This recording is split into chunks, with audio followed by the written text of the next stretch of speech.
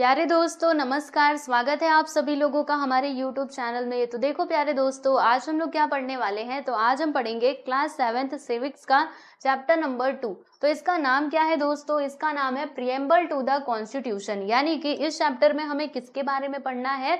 तो जो हमारे कॉन्स्टिट्यूशन का प्रिएम्बल है ना, इसके बारे में हम यहाँ पे पढ़ने वाले हैं। अब आप सोच रहे होंगे कि ये प्रिएम्बल क्या होता है ना? आपके दिमाग में तो आ ही रहा होगा कि ये प्रिएम्बल किस चीज का नाम है। तो अब मैं आपको बताऊं, देखो प्रिएम्बल यानी क्या होता है। जैसे मान लो हम कोई भी चीज की प्लानिंग करते हैं तो हमारा उसके पीछे कुछ ना कुछ ऑब्जेक्टिव होता है ना? कुछ ना कुछ क्या होता है? ऑब्जेक्टिव मतलब एम होता है। उस चीज को करने के पीछे कोई उद्देश्य होता है, तभी तो हम वो काम करते हैं, बराबर।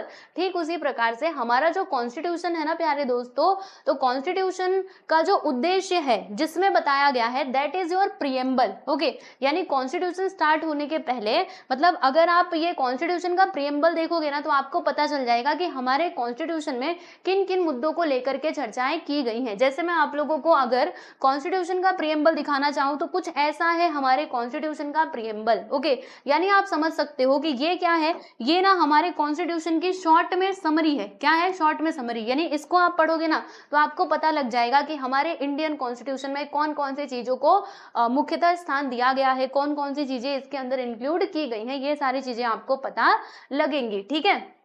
तो ये चैप्टर में हमें करना क्या है, ये जो हमारा कॉन्स्टिट्यूशन का प्रिएम्बल है ना, इंडियन कॉन्स्टिट्यूशन का जो प्रिएम्बल है, इसके बारे में हम लोग पूरा पढ़ने वाले हैं प्यारे दोस्तों। इसके अंदर जो भी वर्ड टू वर्ड, जैसे यहाँ पर देखो ये जो सारे वर्ड्स आए हैं ना, हमारा जो कॉन्स्टिट्यूशन है, कॉन्स्टिट्यूशन का प्रिएम्बल, वो शुरू होता है यहाँ से, we the people of India. और उसके आगे यहाँ पे बहुत सारी चीजें दी गई हैं, जैसे यहाँ पे सोवरीन है, फिर उसके बाद सोशलिस्ट, सेक्युलर, डेमोक्रेटिक, रिपब्लिक। तो ये सारे वर्ड्स का हम मतलब समझेंगे कि ये जो प्रिएम्बल है हमारे कॉन्स्टिट्यूशन का, इसमें क्या क्या बातें बताई गई हैं। तो ये पूरे चैप्टर में हमें बस इसी के बारे में समझना है। ये जो आप वर्ड्स देख रहे हो ना, सोवरीन, सोशलिस्ट, डेमोक्रेटिक, सेक्युलर, ठीक है, फिर उसके बाद जस्टिस, लिबर्टी, इक्वलिटी, फ्रैटर्निटी, तो ये सारी चीजों का मतलब हम लोग यहाँ पर इस चैप्टर के अंदर समझने वाले हैं। तो चलिए बच्चों शुरू करें। बताइए सब लोग तैयार हैं? तो आइए अब मेरे साथ इस चैप्टर को पढ़ने के लिए।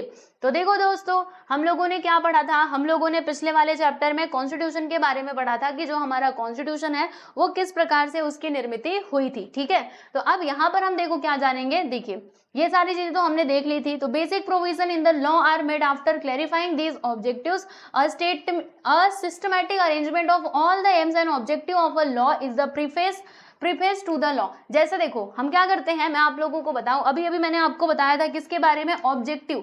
यानी कि जब हम क्या करेंगे, अगर हम कॉन्स्टिट्यूशन का जो प्रिएम्बल है ना उसको पढ़ेंगे तो हमें पता चलेगा कि हमारे कॉन्स्टिट्यूशन का मेन ऑब्जेक्टिव क्या है, ठीक है। तो उसको हम प्रीफेस भी बोल सकते हैं। यानी मान लो कोई चीज है, ठीक है, मान लीजिए जैसे कोई बुक है ना, कोई भी बुक हम पढ़ने के लिए जाते हैं तो सबसे पहले आप देखेंगे ना तो उसके आगे क्या लिखा रहता है, बुक पढ़ने के भी पहले वहां पे पेज पे क्या लिखा होता है, उसका प्रीफेस लिखा होता है। यानी शॉर्ट में बताया रहता है कि इस बुक के अंदर क्या क्या इंक्लूडेड है। तो आप समझिएगा जो हमारा कॉन्स्टिट्यूशन का प्रिएम्बल है ना, ये भी कुछ उसी प्रकार से है। यानी कि आप ये समझो कि ये क्या है, कॉन्स्टिट्यूशन का प्रीफेस है। ओके, प्रीफेस मतलब शॉर्ट में जानकारी कि इस बुक के अंदर कौन कौन सी चीजें इंक्लूड की गई हैं, बराबर। तो इसी को हम क्या कहते हैं? The preface to the constitution is called the preamble. यानी कि जो हमारे कॉन्स्टिट्यूशन का प्रीफेस है उसको हम प्रिएम्बल कहते हैं। And the preamble sets out the objective of our constitution. यानी कि प्रिएम्बल पढ़ने से आपको पता चल जाएगा हमारे कॉन्स्टिट्यूशन के ऑब्जेक्टिव क्या क्या है, ठीक है प्यारे दोस्तों। अब आइए हम चलते हैं हमारे मेन मुद्दे पर। मेन मुद्दा क्या है हमारा? तो मेन मुद्दा शुरू होता है यहाँ से। जैसे कि हमारा जो प्रिएम्बल है इसकी शुरुआत कहाँ से होती है? यहाँ से, we the people of India. यहाँ पे अगर आप देखेंगे, देखिए बहुत इंटरेस्टिंग लगने वाला है आप लोगों को। हर चीज का मतलब छोटो, ये छोटा सा है लेकिन ये पूरा इतने पेजेस में इंक्लूड इसको किया गया है, तो कोई ना कोई तो बात होगी, है ना। तो कहां पर थे? यहाँ पर थे ना। हमारा जो प्रिएम्बल है इसकी शुरुआत कहां से हो रही है? We the people of India, right. देखो यहाँ पे लिखा है ना। तो it talks about the resolve of the Indians to constitute constitute India into sovereign socialist secular democratic republic, यानी कि हमें क्या करना है, जैसे जो हमारा देश है, हम देखते हैं ना, हम कहते हैं ना कि हमारा देश क्या है, सेक्युलर कंट्री है, यानी कि यहाँ पर धर्म के आधार पर किसी के साथ भेदभाव नहीं किया जाता या फिर किसी पर्टिकुलर धर्म को हम नहीं मानते हैं। हमारा जो सरकार है वो किसी भी धर्म को धार्मिक ऐसे मान्यता नहीं देता कि इस देश का जो धर्म है ये होगा, ठीक है, ऐसा नहीं मान्यता देते। तो ये होता है सेक्युलर का मतलब, ठीक है। तो ये सारी चीजों को हमारे जो कॉन्स्टिट्यूशन है उसको उसके अंदर इसको इंक्लूड किया गया है। तो चलो हम हर एक टर्म का मतलब समझते हैं। सबसे पहले हमारे कॉन्स्टिट्यूशन में कौन सा वर्ड आया था प्यारे बच्चों, ये आया था sovereign. Now what is the meaning of sovereign, sovereign का मतलब क्या होता है, तो मैं आपको पहले बता दूं। देखो हमारा जो इंडिया है ना, ये क्या है, ये एक सोवरेन कंट्री है। सोवरेन कंट्री का मतलब क्या हुआ, देखो जैसे कि सोवरेन यानी सिंपल सी बात ये है कि अगर ये इंडिया हमारा देश है ना, तो हमारा देश का जो कानून है वो कैसे चलेगा, हमारे देश के द्वारा, मतलब हमारे देश के लोगों द्वारा जो बनाए गए लॉज है, जो कानून है, उस हिसाब से काम करेगा। किसी भी बाहरी तत्व का, यानी कोई दूसरे व्यक्ति कोई दूसरे देश का जो कानून है वो हमारे देश पे काम नहीं करेगा। तो ये होता है सोवरेन स्टेट का मतलब, यानी हम अपने हिसाब से डिसीजन ले सकते हैं अपने देश के हिसाब से, ठीक है, हमारे लिए क्या सूट करता है, हम मतलब हमें किस दिशा में काम करना है, तो उसके अकॉर्डिंग हमारे देश के जो लोग हैं अपने लॉज एंड रेगुलेशंस बना सकते हैं। किसी भी विदेशी या फिर किसी दूसरे देश का दबाव यहाँ पर नहीं चलेगा। तो ये होता है सोवरेन का मीनिंग एक्चुअली में, ठीक है। देखो यहाँ पे लिखा है ना, the word sovereign means the state is not under the control of any foreign power, यानी कि जो हमारा स्टेट है, हमारा जो देश है, वो किसी भी फॉरेन पावर के कंट्रोल में नहीं रहेगा। यही इसका सीधा सा मतलब होता है सोवरेन, ठीक है, मतलब सोवरेन का यही मीनिंग होता है। जैसे कि आप सभी जानते हो हमारे देश पे ब्रिटिश लोगों ने बहुत ज्यादा समय तक राज किया है ना, तो क्या हुआ, जो ब्रिटिश का साम्राज्य है वो 15 अगस्त 1947 को समाप्त हुआ और फिर उसके बाद हम क्या हो गए, हम आजाद हुए, है ना, हम क्या बन गए, इंडिया बिकेम सोवरेन। सोवरेन का मतलब क्या, अब हम अपने डिसीजन खुद से ले सकते थे, अब हमारे ऊपर किसी भी विदेशी तत्व का कोई भी दबाव नहीं था। We are now free to take a decision as we think fit in our own country, यानी कि हम अपने हिसाब से अपने कंट्री के हिसाब से डिसीजन ले सकते थे, ठीक है। किसके बाद, 15 अगस्त 1947 के बाद, ओके, तब जाके हमारे इंडिया को सोवरेन, यानी कि मतलब हमारा जो स्टेट है वो सोवरेन स्टेट बना। अब ये स्टेट में बोल रही हूँ ना, तो आप ये मत समझना कि मैं किसी राज्य की बात कर रही हूँ जैसे महाराष्ट्र या फिर उत्तर प्रदेश, नहीं, ऐसे नहीं, स्टेट यानी वही मैं अपने देश की ही बात कर रही हूँ, ठीक है, तो आप ये समझिएगा। चलिए आगे चलते हैं और कुछ और बातें समझते हैं। The most important goal of our freedom struggle was to acquire sovereignty, यानी कि सुनो, जैसे कि अगर मैं बात करूं, सबसे मतलब जो हमारे देश के फ्रीडम फाइटर्स थे, जो लोगों ने इतना मतलब अंग्रेजों के विरुद्ध इतनी आवाज उठाई, उनके खिलाफ क्रांति करी, ठीक है, तो इनका मेन मुद्दा क्या था, मेन इनका उद्देश्य क्या था ये सब करने के पीछे, तो यही कि हमें क्या चाहिए, हमें सोवरेनिटी चाहिए, है ना, कि हम अपने हिसाब से, क्योंकि देखो जो अंग्रेज लोग थे ना वो अपने हिसाब से शासन चलाते थे, लोगों से बिना मतलब का जो टैक्सेस वगैरह होते थे वो वसूल करते थे, ओके, और भी बहुत सारी चीजें हैं, जो मनमाना व्यवहार किया करते थे, क्योंकि उनको क्या, उनको तो बस भारत से लूट करके लेकर के जाना था। जैसे आप लोगों ने हिस्ट्री में पढ़ा भी होगा, अगर हिस्ट्री में आपको वो आया होगा तो आपने पढ़ा होगा कि अंग्रेज लोग क्या किया करते थे, बिहार के जो किसान थे ना, जैसे उन लोगों ने क्या देखा कि जो इंटरनेशनल मार्केट था, इंटरनेशनल मार्केट, वहां पर ना जो नील है, नील आप जानते हो ना, जो कपड़ों पे लगाया जाता है, नील की खेती की जाती है, तो वो लोगों ने बिहार के किसानों से क्या कहा था कि आप क्या करोगे, अपने खेतों में क्या करोगे, नील की खेती करोगे, ठीक है, ऐसा उन लोगों ने पूरा रिस्ट्रिक्शन ही लगा दिया कि वही करना है, ओके। अब ऐसी कंडीशन में बेचारा किसान करे भी तो मतलब क्या करे, क्योंकि उनका शासन है तो उनकी बात तो माननी पड़ेगी, है ना, तो इस प्रकार से वो मनमाना व्यवहार करते थे। अच्छा, आप सोच रहे होंगे कि नील की खेती में प्रॉब्लम क्या है, तो देखो नील की खेती में क्या प्रॉब्लम है मैं आपको बताती हूँ।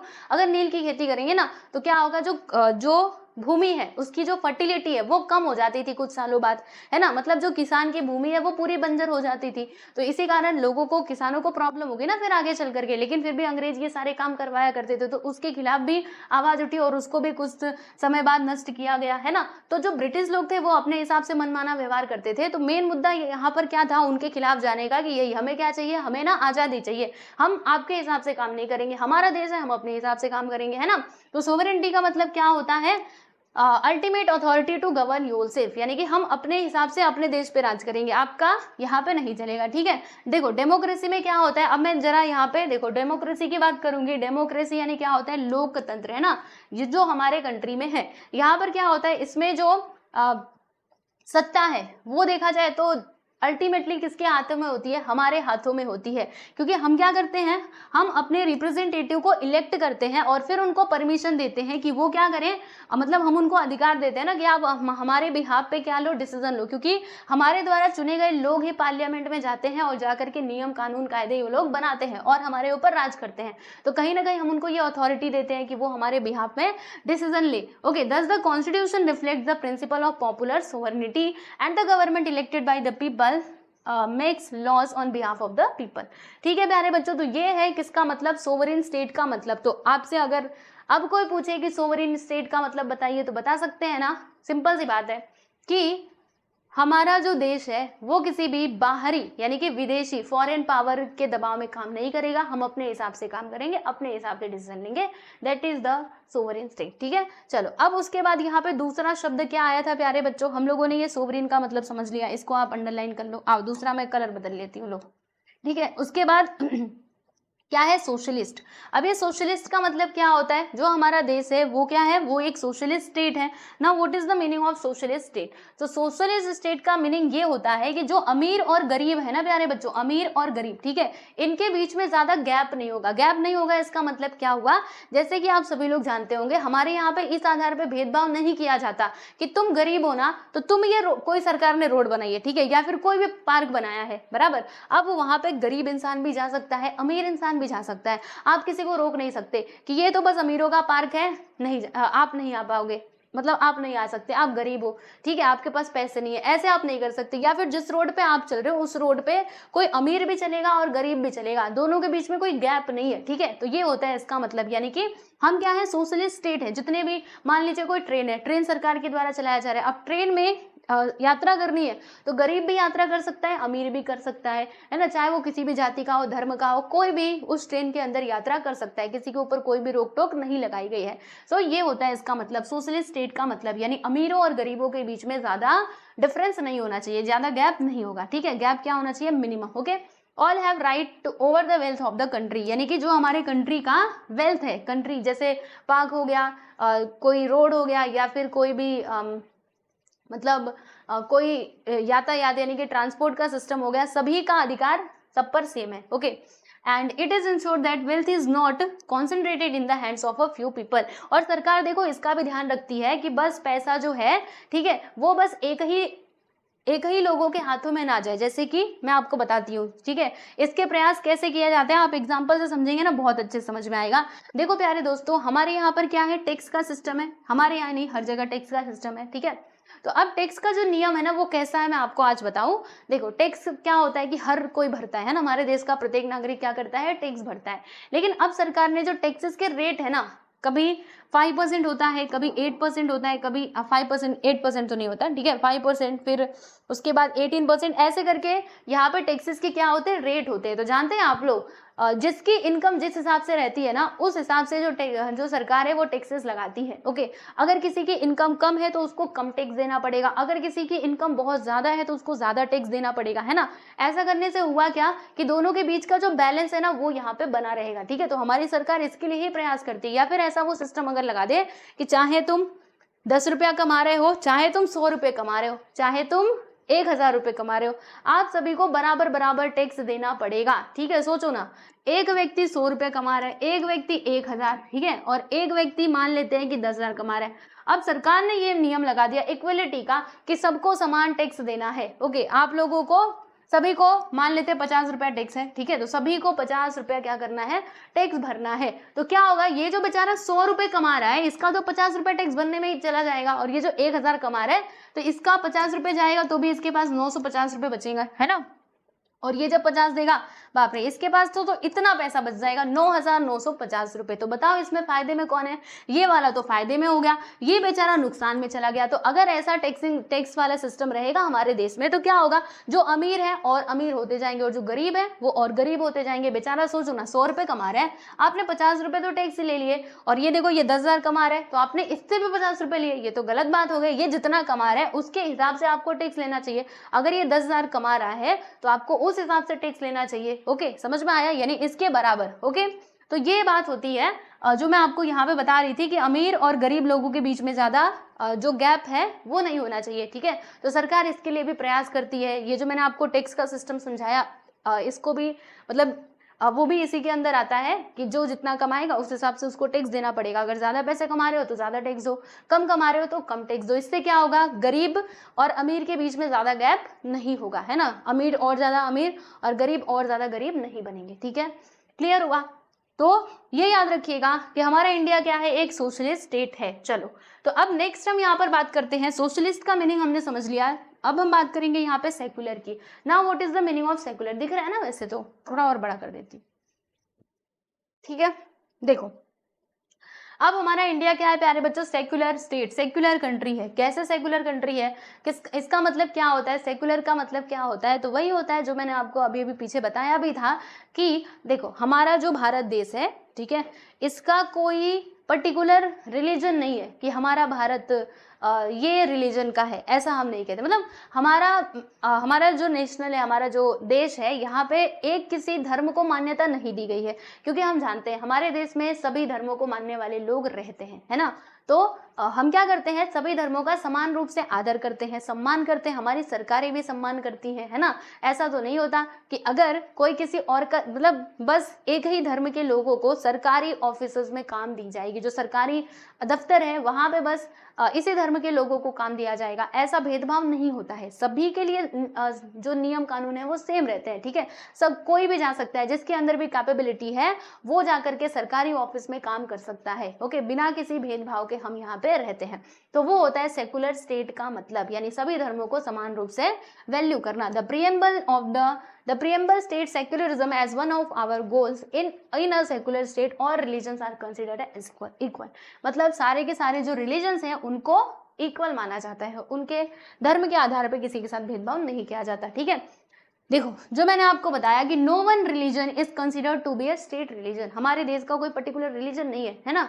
The citizen are free to follow their own religion, और आप सभी लोग फ्री हो, हम भी फ्री हैं अपने हिसाब से धर्म मानने के लिए। आप चाहे तो भगवान जी की पूजा करो, आप चाहे तो किसी की भी पूजा करो, जीसस की पूजा करो, आपकी मर्जी, ठीक है। वो आपकी अपनी व्यक्तिगत स्वतंत्रता है। अभी जो फ्रीडम पढ़ेंगे ना हम लोग, वो फंडामेंटल राइट्स, उसमें हमारा ये भी राइट आएगा, okay, right to religious and अब देखेंगे हम लोग, अभी आने दो। फिर state can not discriminate among citizens on the basis of religion, यानी कि जो हमारा देश है, हमारी जो सरकारें हैं, वो किसी का भी धर्म के आधार पर उनके साथ भेदभाव नहीं कर सकती हैं, ठीक है बच्चों। तो ये सेकुलर स्टेट का मतलब समझ में आ गया कि धर्म के आधार पर किसी के साथ भेदभाव नहीं होता है, हमारी कंट्री ने किसी एक धर्म को मान्यता नहीं दी है। तो ये होता है सेकुलर स्टेट का मीनिंग, ओके। तो इस तीसरे वर्ड का भी मीनिंग हमने समझ लिया है। Now let's talk about the next word, what is this, democratic, okay. So democratic का मतलब क्या होता है, this is very simple, okay. देखो, डेमोक्रेटिक स्टेट का यानी मतलब क्या होता है, देखो जैसे जो हमारी कंट्री है ये क्या है, ये एक डेमोक्रेटिक स्टेट है। आप बोलेंगे कैसे डेमोक्रेटिक स्टेट है, तो मैं आपको बताऊं, देखो यहाँ पर होता है क्या है, हर 5 सालों में इलेक्शन होते हैं, है ना। तो हम क्या करते हैं, वोट दे करके, हमारे पूरे देश की जनता जाती है, वोट देती है, और फिर अपने हिसाब से सरकार को चुनती है। आपको जिस भी पार्टी की सरकार पसंद है, जो भी आपको लीडर पसंद है, हम उन्हीं को वोट देते हैं। तो इसको आप क्या कहोगे, डेमोक्रेसी कहोगे, है ना। देखो पहले क्या होता था, पहले जब मोनार्की वाला सिस्टम था तो ऐसे नहीं होता था, राजा का बेटा है तो वही राजा बनेगा, यानी क्या होता था, पूरा वंश परंपरा चले आता था। लेकिन अब ऐसा सिस्टम नहीं है ना। हमारे देश से अब इसको निकाल दिया गया है, अब यहाँ पे कोई ऐसा सिस्टम नहीं है। यहाँ पे अभी जो हमारा स्टेट है ये कैसा है, ये डेमोक्रेटिक स्टेट है, यानी कि सभी के साथ हम लोग, मतलब क्या होगा कि सरकार में कौन चुन करके जाएगा, जिसको लोग पसंद करेंगे, जिसको सभी लोग वोट देंगे।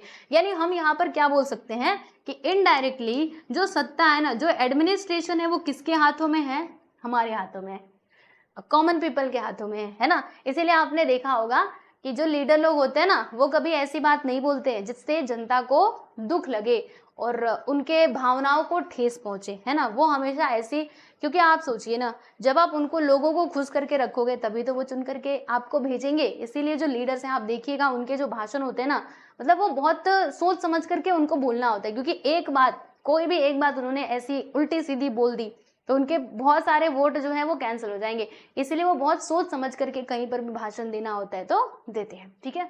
तो आइए देखते हैं, इन अ डेमोक्रेसी क्या होता है, the sovereign power is in the hands of the people, यानी कि जो सोवरेन पावर है, शासन का जो ये है पावर, वो किसके हाथों में होती है? हमारे हाथों में होती है, लोगों के हाथों में होती है।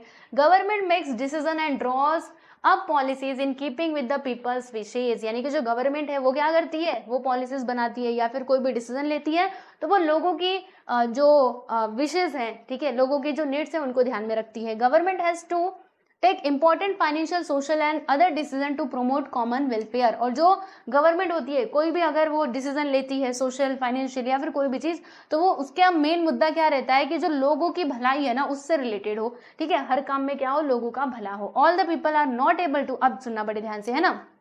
आप सोच रहे होंगे ठीक है, डेमोक्रेसी डेमोक्रेसी तो बहुत बोल रहे हो कि लोग वोट दे करके भेजते हैं, वोट दे करके भेजते हैं अपने रिप्रेजेंटेटिव को, फिर उसके बाद वो लोग डिसीजन लेते हैं, तो ऐसा क्यों नहीं करते?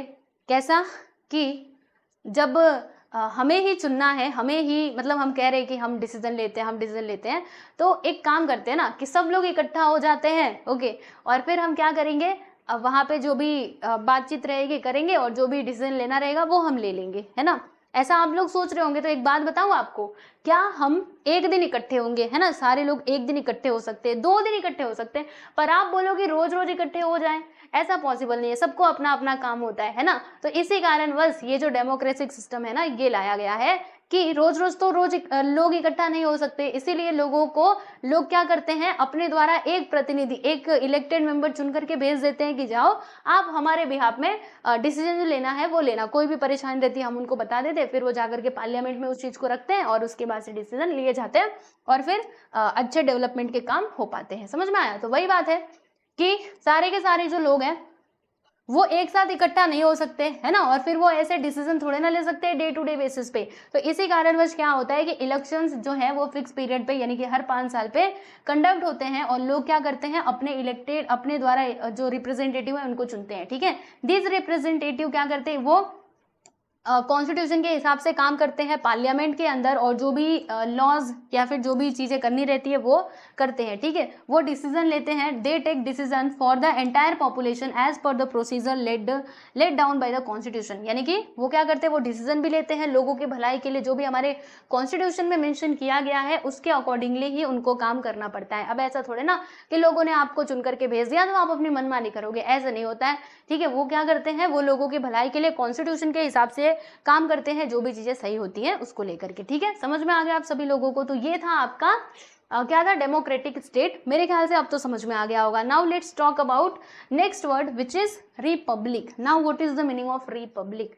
रिपब्लिक का मतलब क्या होता है, समझ में आ रहा है ना एक एक वर्ड का? देखो प्रियम्बल की हम एक एक चीज को, इसका पूरा निचोड़ निकाल रहे हैं, देख रहे हैं आप लोग। अभी जस्टिस पढ़ेंगे, लिबर्टी पढ़ेंगे, सारी चीजें पढ़ेंगे, ठीक है। चलिए अब हम यहाँ पे बात करने वाले हैं रिपब्लिक की।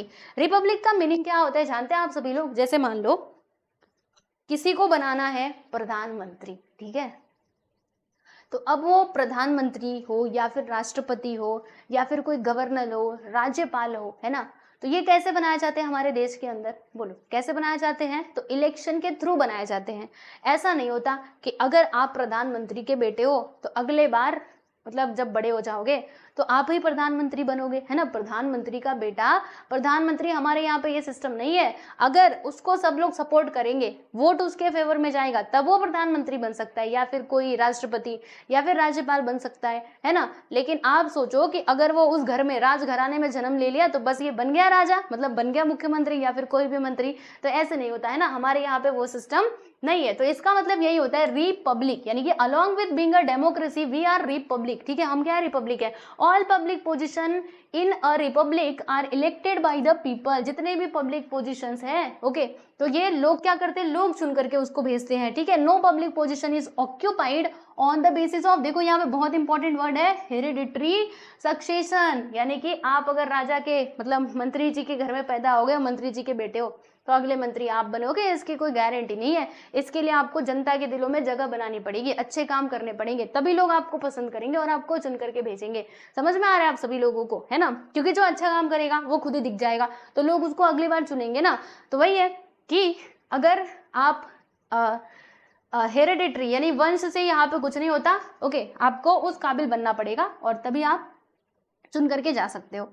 फिर आगे देखिएगा, the position like the president, the prime minister, the governor and the chief minister, the mayor, the sarpanch etcetera are public position. ये सारे आपके पब्लिक पोजिशंस होते हैं, चाहे वो राष्ट्रपति का हो या फिर पीएम प्राइम मिनिस्टर का हो, गवर्नर का हो, मुख्यमंत्री यानी चीफ मिनिस्टर का, या फिर मेयर का, या फिर सरपंच भी आपको अगर बनना है तो इसके लिए भी लोग ही आपको चुनेंगे। ठीक है, एनी इंडियन सिटीजन जो भी मतलब जो भी ये चीज़ों में भाग लेना चाहता है, किसी को राष्ट्रपति बनना है, किसी को प्राइम मिनिस्टर बनना है, तो क्या होना चाहिए, वो इंडियन सिटीजन होना चाहिए। और अगर वो एज का जो क्राइटेरिया है, क्योंकि फिक्स होता है कि इतने एज का व्यक्ति ही चुनाव में खड़ा हो सकता है, तो अगर वो एज के क्राइटेरिया को पूरा करता है, राइट, वो कॉन्स्टिट्यूशन के अकॉर्डिंग अगर वो राइट है, तो फिर वो इलेक्शन में पार्ट ले सकता है। और फिर क्या होगा, लोग उसको चुने तो वो मंत्री बन सकता है, नहीं चुने तो नहीं बन सकता है। ठीक है, यानी वो इलेक्शन में पार्ट लेकर के और प्रोसेस के थ्रू अच्छे से अनबायस तरीके से मंत्री वगैरह बन सकता है। ठीक है, देखो मोनार्की में क्या होता था, देखो इन अ मोनार्की यानी जब राजतंत्र था, ये देखो राजतंत्र, ठीक है, तो इस टाइम पे क्या होता था कि ये जो सारे पोजीशंस थे ना, these positions may be occupied by the members of a single family following the principle of hereditary। यानी पहले क्या होता था कि राजा का बेटा राजा बनेगा, है ना, अगर किसी राजा के कोई बच्चा नहीं होता था ना, तो कहते थे कि इस राज्य का तो कोई उत्तराधिकारी ही नहीं है, है ना।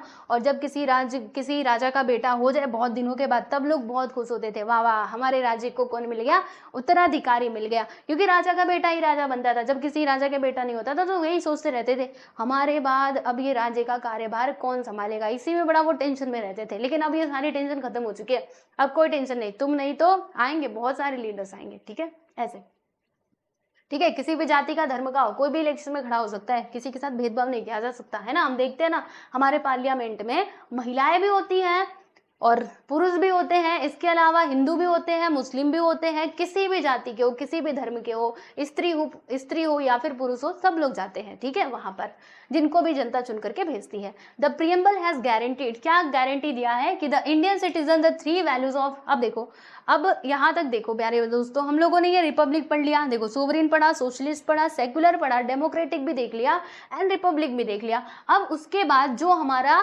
कॉन्स्टिट्यूशन है वो और भी चीजों की गारंटी देता है हमारे लोगों को, हमारे सिटीजन्स को। कौन कौन सी चीजों की, जस्टिस की, जस्टिस मतलब होता है न्याय, फिर लिबर्टी की, लिबर्टी यानी स्वतंत्रता, एंड इक्वलिटी कि सभी के साथ समान व्यवहार किया जाएगा, and this is the most important thing. अगर ये ना रहे, फ्रैटर्निटी ना रहे ना, इन सब का कोई वैल्यू नहीं। आप भले ही बड़े बड़े रेगुलेशंस बना लो, रूल्स बना लो, बट जब तक फ्रैटर्निटी का मतलब क्या होता है, भाईचारा, अगर लोगों में भाईचारा की भावना नहीं रहेगी, ठीक है, तो फिर उन सभी का कुछ भी फायदा नहीं है। तो मोस्ट इंपॉर्टेंट समझिएगा फ्रैटर्निटी। तो अभी चलिए हम लोग जस्टिस, लिबर्टी, इक्वलिटी के बारे में स्टडी करते हैं। So first of all let's talk about justice.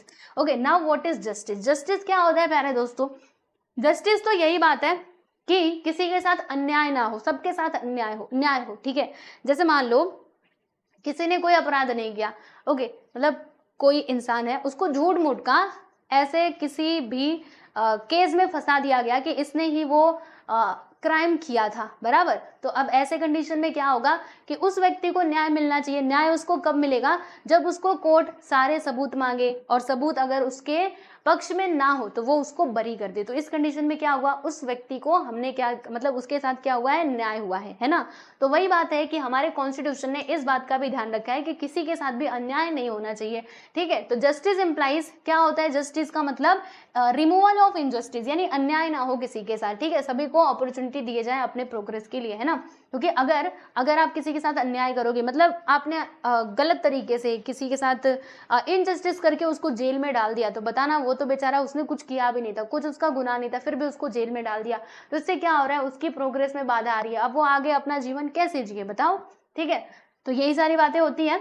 Establishing justice is adopting such policies that will promote public good. 3 types of justice are talked of in the preamble. They are as follows. यानी कि 3 type के justice के बारे में हमारे preamble में बात की गई है। कौन कौन से जस्टिस हैं, तो सोशल, इकोनॉमिक एंड पॉलिटिकल। ठीक है, देखो जस्टिस के बारे में 3 टाइप के जस्टिस हमारे कॉन्स्टिट्यूशन में मतलब प्रियम्बल में बताए गए हैं। कौन कौन से, सोशल, इकोनॉमिक एंड पॉलिटिकल। ठीक है, तो आइए हम इनके बारे में समझ लेते हैं। तो सबसे पहले हम यहाँ पे बात करने वाले हैं सोशल जस्टिस की। Now what is social justice, बहुत सिंपल है। देखो, there should be no discrimination among individuals on the basis of caste, creed, race, language, region, place of birth और sex as human beings all have the right to the same dignity and respect the same state. जिसका मतलब क्या हुआ, देखो social justice का मतलब क्या होता है, हमारे कॉन्स्टिट्यूशन ने ये गारंटी दी है कि क्या होना चाहिए, लोगों के साथ सामाजिक जस्टिस होना चाहिए। जैसे समाज में होता है ना कि छुआछूत वाली भावना पहले हुआ करती थी, अब तो नहीं है। अब कोई किसी के साथ छुआछूत की भावना नहीं रखता है ना। पहले क्या होता था, जो नीची जाति के लोग होते थे ना, मतलब ऊंची जाति वाले लोग, उनके साथ बहुत ही अन्याय किया करते थे। जैसे मान लो कुआं है, ठीक है, कुएं का पानी अगर किसी नीची जाति के व्यक्ति ने अगर उस कुएं को छू भी दिया, उससे पानी पी लिया, तो उसको पूरा अशुद्ध मान लेते थे और फिर उसमें ला करके गंगा जल वगैरह सब छिड़कते थे। ठीक है, तो ये सब क्या है, ये सब तो गलत बात है। वो भी इंसान है, आप भी इंसान हो। अरे जाति से क्या होता है, आप भी इंसान हो, इंसानियत के नाते उससे इंसानों जैसा व्यवहार करो, क्यों उसको पशुओं जैसा आप बिहेव कर रहे हो। ठीक है, तो वो चीज को हटाना बहुत जरूरी था, है ना, पहले के सिस्टम में था। तो इसीलिए यहाँ पे सोशल जस्टिस की बात की गई है कि किसी के साथ भी हम डिस्क्रिमिनेशन नहीं करेंगे कि वो दूसरे जाति का है, अच्छा दूसरे क्रीड का है, ओके, मतलब उसका धर्म अलग है, उस दूसरी जाति का है, क्रीड यानी वही उसकी धर्म, ठीक है, उसका दूसरा धर्म है, उसका जो रेस है, मतलब इसका जो वंश है वो अलग है, उसकी भाषा अलग है, तो उसको हम दूसरी जाति का मान ले, उसके साथ दूसरा व्यवहार करें। ठीक है, वो भी मानवों जैसा नहीं, पशुओं जैसा। ठीक है, एंड वो दूसरे स्टेट से आया है ना। अभी देखो सिस्टम कैसा है कि हम किसी भी स्टेट में, भारत के किसी भी स्टेट में जाएं, हमारे साथ कोई ऐसे बोल करके अपमान हमारा नहीं कर सकता, और ये तो यहाँ से आया है, ये बिल्कुल भी नहीं। ये सोशल जस्टिस में आता है। ठीक है, आप मतलब हम जनरली देखते हैं ना कि अगर कोई व्यक्ति गाँव से आ जाए, तो ऐसा अभी भी कभी कभी देखने के लिए मिल जाता है कि लोग उसको बड़ा हीन भावना से देखते हैं। क्यों भाई, वो दूसरे स्टेट से आए, इसीलिए गांव से आए, इसलिए आप उसको हीन भावना से देख रहे हो, क्यों? अगर ऐसा कोई करे तो वो गलत माना जाता है। ठीक है, this is not a good thing. तो वही है, प्लेस ऑफ बर्थ, आपका प्लेस ऑफ बर्थ अलग है, तो इस हिसाब से किसी के ऊपर भी हम क्या कर सकते हैं, मतलब किसी के साथ भेदभाव नहीं कर सकते। ठीक है, एज ए ह्यूमन बीइंग, मतलब मानवता तो दिखाइए। Okay, all have the right to the same dignity, सभी को सम्मान पूर्वक जीने का अधिकार है ना, सभी को रिस्पेक्ट मिलना चाहिए। हम ऐसी आशा रखते हैं ना कि सब लोग हमारा सम्मान करें, हमसे प्रेम से बोले। तो अगर आप ये एक्सपेक्टेशन रख रहे हो कि सब लोग आपसे प्रेम से बोले, फिर आप वो चीज क्यों नहीं निभा रहे हो? जो आपको चाहिए वो आप दो, है ना। कहते हैं ना कि जैसा दोगे वैसा मिलेगा, तो जैसा आप दोगे वैसा मिलेगा आपको। ठीक है, तो वही बात होती है। चलिए आइए, अब हम यहाँ पे बात करने वाले इकोनॉमिक जस्टिस की। सोशल जस्टिस हमने समझ लिया, now let's talk about economic justice, क्योंकि हमारे प्रियम्बल में 3 प्रकार के जस्टिस बताए गए हैं, जिसमें से सोशल जस्टिस तो पहला था। Now what is economic justice? देखो प्यारे बच्चों, इकोनॉमिक जस्टिस का मतलब क्या होता है। देखो, जैसे मैं आपको बताऊं कि हमारे संविधान ने ये भी बोला है कि हम क्या कर सकते हैं, जैसे कोई व्यक्ति है, ठीक है, तो वो अपने हिसाब से कोई भी बिजनेस, कोई भी व्यवसाय, कहीं पे भी नौकरी कर सकता है, उसको कोई रोक टोक नहीं होना चाहिए, यानी उसको पैसे कमाने का अधिकार है। अब आप ऐसा नहीं बोल सकते, अरे तुम तो लड़की हो, तुम काम नहीं कर सकती, तुम पैसे कमाने वाला काम तुमसे नहीं होगा, जाओ जाके तुम रोटी बनाओ, ऐसे आप नहीं बोल सकते। ठीक है, वो उसके साथ अन्याय हो जाएगा। अगर वो चाहती है कि उसको पैसे कमाने हैं, अपने परिवार का भरण पोषण करना है, तो बिल्कुल कर सकती है। ठीक है, तो वही है आपका इकोनॉमिक जस्टिस, है ना। मान लो किसी कोई बहुत गरीब है, अब वो गरीबी को मिटाना चाहता है, क्योंकि देखो अगर गरीब रहेगा तो क्या होगा, भूखमरी आएगी, लोग मरेंगे उसके घर पे, है ना। बच्चे जो है वो कुपोषण का शिकार हो जाएंगे। देखो, है ना, माल नरिशमेंट, यानी कि बच्चे कुपोषण का शिकार हो जाएंगे, विभिन्न प्रकार की बीमारियां आएंगी। तो इसीलिए पॉवर्टी को हटाने के लिए, अपने परिवार से पॉवर्टी हटाने के लिए, गरीबी हटाने के लिए जो लोग हैं वो क्या कर सकते हैं, काम कर सकते हैं कहीं पर भी। ठीक है, और जो भी बिजनेस करें वो लीगल होना चाहिए, है ना। यहाँ पे मेन चीज ये देख लेना, जैसे मान लो अभी ये राइट मिल गया कि आप अपने हिसाब से बिजनेस कर सकते हो, तो बिजनेस करने का मतलब है कि आप कोई भी अच्छा व्यवसाय करो, इलीगल काम नहीं कर सकते, लीगल काम करना है आपको। ठीक है, तो वही है कि हमारे पास ये अधिकार है कि हम पैसे कमा सकते हैं अपने परिवार का भरण पोषण करने के लिए, अपनी जीविका चलाने के लिए। ओके, तो ये है आपका, क्या बोला मैंने, इकोनॉमिक जस्टिस। ठीक है, नेक्स्ट है political justice. Now what is political justice? देखो, पॉलिटिकल जस्टिस का मीनिंग क्या हुआ कि हमारे देश के जो भी सिटीजन है, जिसके पास भी वोटर आईडी कार्ड होता है, सब लोग वोट देने का, सभी के पास वोट देने का अधिकार है ना। हम किसी से ये अधिकार छीन नहीं सकते, सभी को पॉलिटिक्स में भाग लेने का अधिकार है, बराबर। तो वही यहाँ पे है कि पॉलिटिकल जस्टिस भी सभी के साथ होना चाहिए। वैसे ही अगर कोई गवर्नमेंट स्कीम्स लेकर के आती है, तो वो स्कीम का फायदा सभी को होना चाहिए, है ना। ऐसा नहीं कि अरे तुम तो दूसरी जाति के हो, अब तुमको ये स्कीम का फायदा नहीं मिलेगा, या फिर तुम इस जाति के हो, इस धर्म के हो, तुमको वोटिंग का अधिकार नहीं है, ये सब नहीं चलेगा, है ना। अगर आप भारत के नागरिक हो तो yes you have the right to vote. Okay, तो वही है, देखिएगा, we have adopted universal adult franchise to enable equal participation in the running of the country, है ना। रनिंग ऑफ द कंट्री में मतलब कंट्री का जो चल रहा है हमारा कंट्री, उसमें सभी को पार्ट लेने का अधिकार है ना। देखो, जो भी 18 साल का एज पूरा कर चुका है वो उसको इलेक्शन में खड़ा मतलब इलेक्शन में वोट देने का अधिकार है, वो उससे कोई नहीं छीन सकता। तो ये होता है आपका political freedom. Okay, political justice. तो देखो, हम लोगों ने जस्टिस के 3 टाइप्स पढ़े। आपसे पूछ जाएंगे सोशल जस्टिस, आपसे पूछ लिया जाएगा कि जस्टिस के 3 टाइप्स बताइए, तो बताना पड़ेगा आपको social justice, economic justice and political justice. ठीक है, सबके अंदर क्या क्या होता है सारी चीजें मैंने आपको बता दी है। नाउ नेक्स्ट हम बात करेंगे लिबर्टी की। ठीक है, क्या होता है अब ये लिबर्टी। देखो, जस्टिस हमने देख लिया, है ना। अब हम बात करने वाले हैं लिबर्टी की। अब ये लिबर्टी क्या होता है और फिर उसके बाद इक्वलिटी आएगी। आओ, लिबर्टी मतलब क्या होता है ना प्यारे दोस्तों, यानी कि समझिएगा, फ्रीडम। एक प्रकार से हम क्या कह सकते हैं, लिबर्टी यानी क्या, फ्रीडम। ओके, देखिए, liberty implies that there should be no coercive unfair restriction upon us and that there should be an atmosphere conducive to the development of our inherent capacities. मतलब क्या हुआ इसका कि हमारे पास स्वतंत्रता का अधिकार है, लिबर्टी है हमारे पास।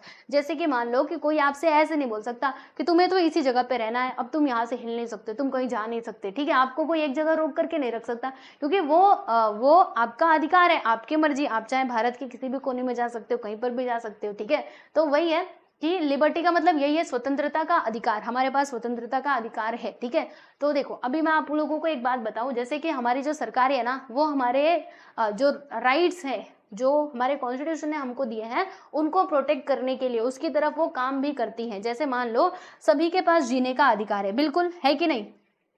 पहले तो आप ये समझो, हम लोग क्या कर सकते हैं, freedom of thought and expression is the most fundamental freedom for an individual.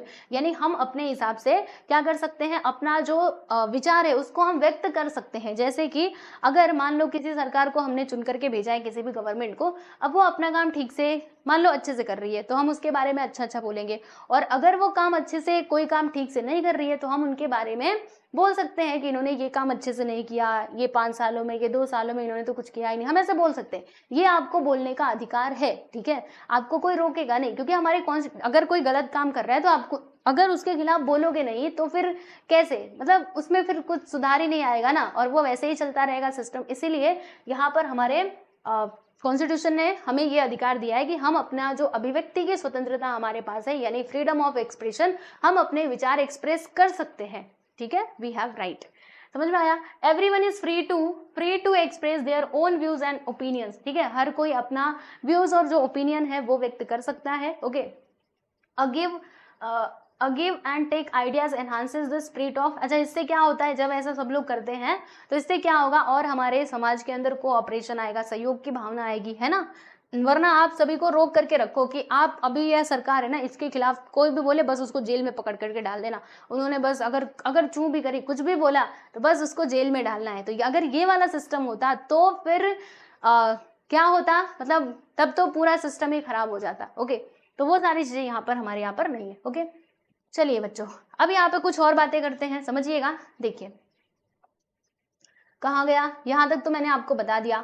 It also enable us to understand various dimensions of any problem. The liberty of belief, faith and worship implies religious freedom. देखो, जैसे हमारे पास ये भी अधिकार है ना, ये भी तो लिबर्टी है कि हम अपने हिसाब से पूजा पाठ कर सकते हैं। अगर हमें किसी धर्म में आस्था है तो हम उस चीज को मान सकते हैं। तो ये सब किस में आते हैं, ये सभी आपके रिलीजियस फ्रीडम है, धार्मिक स्वतंत्रता भी आपको दी गई है ना। कभी ऐसा होता है क्या कि आप ना कहीं पर पूजा पाठ कर रहे हो और सरकार का कोई आदमी आए, ठीक है, मतलब आप अपने घर में या फिर कहीं पर भी अच्छी जगह पे आप पूजा पाठ कर रहे हो और सरकार का कोई आदमी आया और बोल दे कि ये भैया तुम बंद करो, हाँ ये नहीं चलेगा, तुम ऐसा क्यों कर रहे हो, ये नहीं चलेगा। कभी आपने देखा है? नहीं, ऐसा कुछ नहीं होता। अगर कोई इलीगल तरीके से कोई गलत काम कर रहे हो तब वहां पे कोई पुलिस का आदमी या फिर कोई सरकार में बैठा हुआ व्यक्ति आता है आपके पास। वरना अगर आप शांतिपूर्ण तरीके से कुछ भी कर रहे हो तो वहां पे आपको कोई रोक टोक नहीं होती है। तो वही बात है कि आप अपने हिसाब से मान सकते हो किसी भी देवी देवता को। Every Indian citizen is free to act as per their teachings and religion. मतलब हर एक व्यक्ति अपने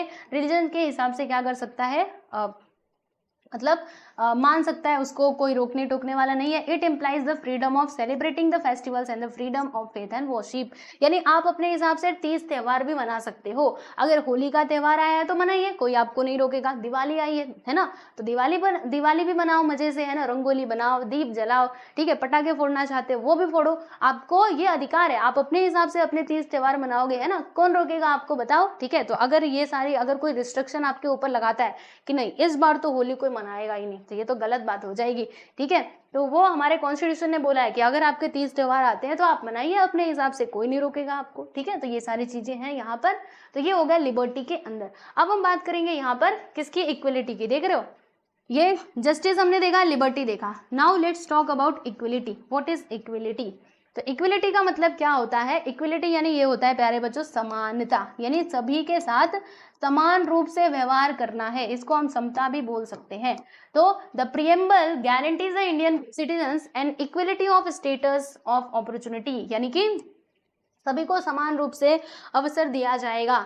ओके, जैसे सरकारी काम हो गए या फिर और कोई स्कीम्स हो गए, है ना, तो सभी में सभी को पार्टिसिपेट करने का अवसर दिया जाएगा, किसी के साथ भेदभाव नहीं किया जाएगा। वो होता है आपका इक्वलिटी, यानी समता का अधिकार। इट मीन्स दैट, इसका मतलब क्या होगा कि all equal, all have equal human status and there will be no discrimination. Discrimination यानी क्या होता है? भेदभाव, किसी के साथ भेदभाव नहीं होगा, उसके कास्ट को लेकर के, उसके धर्म को लेकर के, उसका वंश लेकर के, वो लड़का है कि लड़की है, या फिर वो कहीं और जन्म ले लिया, है ना, तुमने तो मद्रास में जन्म लिया, ठीक है, या फिर तुमने तो अच्छा तुम जम्मू कश्मीर के हो, तुम इसमें पार्ट नहीं ले सकते, तुम नहीं आ सकते गवर्नमेंट ऑफिस में, ठीक है, तो ऐसा कुछ नहीं हो सकता। Okay, the guarantee of equal status means not to discriminate. देखो, गारंटी ऑफ इक्वल स्टेटस का मीनिंग क्या होता है? जो हमारे कॉन्स्टिट्यूशन ने, जो हमारे प्रियम्बल ने हमको दिया है कि हर सिटीजन को क्या है, इक्वल स्टेटस मिलेगा, इसकी गारंटी उन्होंने दी है। तो इसका मतलब क्या होता है कि डिस्क्रिमिनेशन नहीं होना चाहिए लोगों के बीच में। अरे बाप रे, तुम तो अमीर हो, तुम गरीब हो, अच्छा तुम तो सुपीरियर हो, इंफीरियर हो, तुम तो बड़े उच्च दर्जे के हो, तुम ऊंची जाति के हो, तुम नीची जाति के हो, इस आधार पर किसी के साथ भी भेदभाव नहीं होगा। The preamble has given great importance to equality of opportunity as well, यानी कि जो हमारा कॉन्स्टिट्यूशन है ना, उसने इसके ऊपर बहुत ज़्यादा जोर दिया है। किसके ऊपर? इक्वलिटी ऑफ अपॉर्चुनिटी, यानी सभी को समान मौके दिए जाएंगे और सभी को समान रूप से व्यवहार किया जाएगा सभी के साथ। ठीक है, तो ये आपका इक्वलिटी हो गया, समझ में आया? चलो प्यारे दोस्तों, वही है, देखो जो अभी मैं आपको पढ़ के बता रही थी कि all will get the opportunity for development without any discrimination, यानी सभी को अपना अपना डेवलपमेंट करने का अधिकार दिया जाएगा। हम किसी से ये अधिकार छीन नहीं सकते। जैसे हम कहते हैं ना, आपको मैं बताऊं, है ना, अगर आप ये कहो लड़कियों से, ठीक है, किसी गांव में या फिर कहीं पर भी जा करके, ठीक है, तो आप मतलब आप लड़की हो ना, आपको पढ़ने का अधिकार नहीं है। ओके, आपको अपना डेवलपमेंट करने का अधिकार नहीं है, क्योंकि आपको तो खाना ही बनाना है। ठीक है, तो अगर आप ये चीज बोल रहे हो तो ये क्या हो जाएगा? ये गलत हो जाएगी। हमारे कॉन्स्टिट्यूशन ने क्या कहा है? सभी को इक्वली हम ट्रीट करेंगे, चाहे वो लड़का हो या फिर लड़की। अगर लड़के पढ़ रहे हैं, लड़के पीएचडी लेवल तक पढ़ाई कर रहे हैं, तो लड़कियां भी करेंगी, है ना। और आज हम देखते हैं ये सारी चीजें तो हमारे समाज में देखने के लिए मिलती ही है ना। लड़कियां भी प्रोग्रेस कर रही हैं, क्योंकि सभी को समान अवसर दिए जाएंगे। जिसके अंदर कैपेबिलिटी होगी वो चुन करके जाएगा, वो अपना नाम रोशन करेगा। ठीक है, चलिए, तो हम लोगों ने यहाँ पे इक्वलिटी भी समझ लिया है। अब हम यहाँ पे समझने वाले हैं प्यारे बच्चों fraternity. Now what is the meaning of fraternity? जो सबसे मेन है, ठीक है, आप इसको समझिएगा, सबसे मेन है। अगर ये ना हो तो फिर उन सब जो भी चीजें बताई ना मैंने ऊपर, उसका कोई फायदा नहीं है। आप सोचो ना, लोग एक दूसरे के साथ कोऑपरेट करते ही नहीं है, सब में झगड़ा झंझट चल रहा है, सबके बीच में डिस्प्यूट चल रहे हैं, तो वो सारे चीजें देने का फायदा क्या? अगर फ्रैटर्निटी ही नहीं है हमारे समाज में तो। इसीलिए जब कॉन्स्टिट्यूशन हमारे बना रहे थे ना लोग, तो उन लोगों ने क्या सोचा कि ठीक है, हमने इतने सारे लॉज तो बना दिए, इतनी सारी चीजें भी हमने प्रोवाइड कर दी, लोगों को फंडामेंटल राइट्स भी दे दिए, लेकिन एक चीज की कमी उन लोगों को महसूस हुई, जो क्या थी? फ्रैटर्निटी। क्योंकि हम जानते हैं कि हमारे इंडिया में विविधताएं हैं, बहुत सारी डिफरेंसेस हमें देखने के लिए मिलती है, डाइवर्सिटीज देखने के लिए मिलती है। तो अगर इस चीज को प्रमोट ना करे, फ्रैटर्निटी को प्रमोट ना करे, तो फिर प्रॉब्लम क्रिएट हो सकती है। सो दैट ये जो फ्रैटर्निटी है ना, वो भी हमारे कॉन्स्टिट्यूशन में ऐड किया गया है। तो आइए फिर समझते हैं। The makers of the constitution believe that mainly guaranteeing justice, freedom and equality would not lead to establishing equality in Indian society. मतलब उन लोगों को पता था, उन लोगों को ऐसा लगा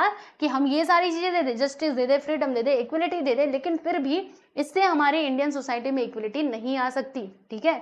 no amount of laws would help us to achieve this goals if fraternity is lacking among Indians, यानी अगर लोगों में फ्रैटर्निटी की भावना कम है, फ्रैटर्निटी नहीं है उनके बीच में, तो फिर ये जो लॉज आप जो भी चीजें बना रहे हो उसका कोई फायदा नहीं है, ठीक है। तो इसीलिए उन्होंने क्या किया, फ्रैटर्निटी को प्रमोट करने के लिए उन लोगों ने प्रियम्बल के अंदर ये फ्रैटर्निटी शब्द को भी इंक्लूड किया है एज अ गोल, ओके।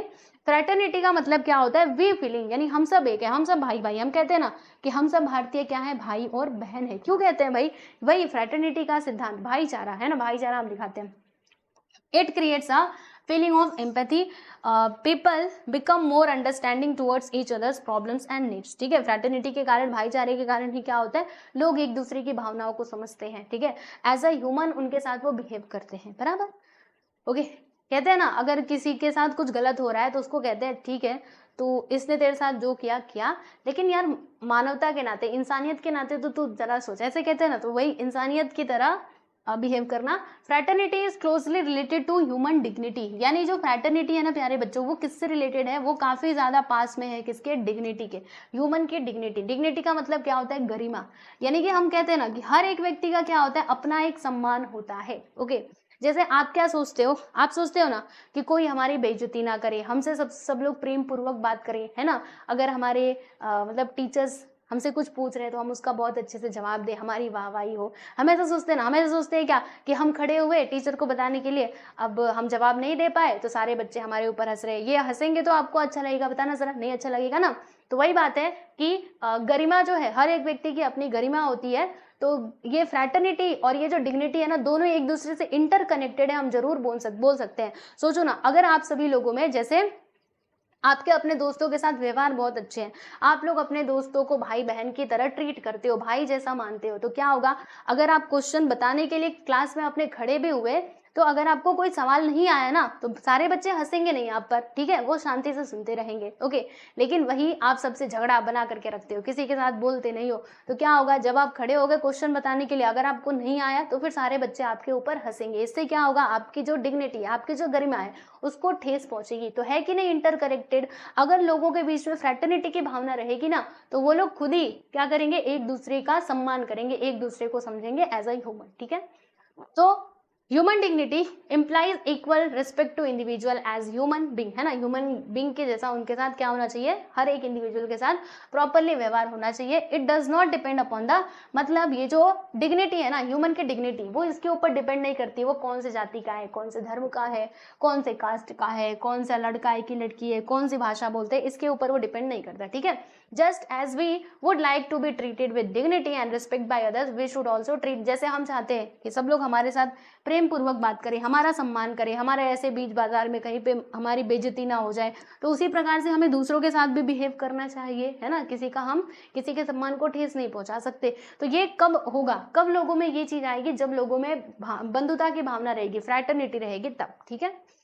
चलिए आगे बढ़े, बस अब खत्म होने वाला है ना।